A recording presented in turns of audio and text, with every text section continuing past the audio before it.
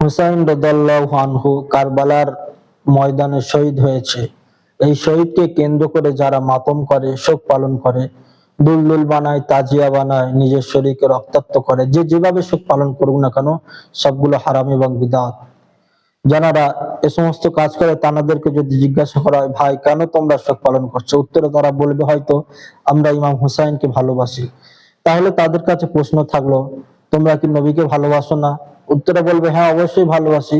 তাহলে তোমরা নবীর মৃত্যুর দিনে, নবীর ইন্তেকালের দিনে তোমরা কেন শোক পালন করো না? উত্তরে তারা বলবে হয়তো নবীর ইন্তেকালের দিনে কেউ তো শোক পালন করে না, তাই করি না। এর উত্তর হলো এটাই যে শোক পালন করা 3 দিনের বেশি বৈধ নয়, জায়েজ নয়। তবে হ্যাঁ, মহিলাদের ক্ষেত্রে স্বামী যদি মারা যায় সেক্ষেত্রে 4 মাস 10 দিন শোক পালন করা বৈধ আছে। এই বিষয়ে রদ্দুল মুহতার 3 খণ্ড 533 পৃষ্ঠার মধ্যে ফতোয়া সুস্পষ্ট লেখা আছে। অর্থাৎ কারোর জন্য 3 দিনের বেশি শোক পালন করা বৈধ নয়।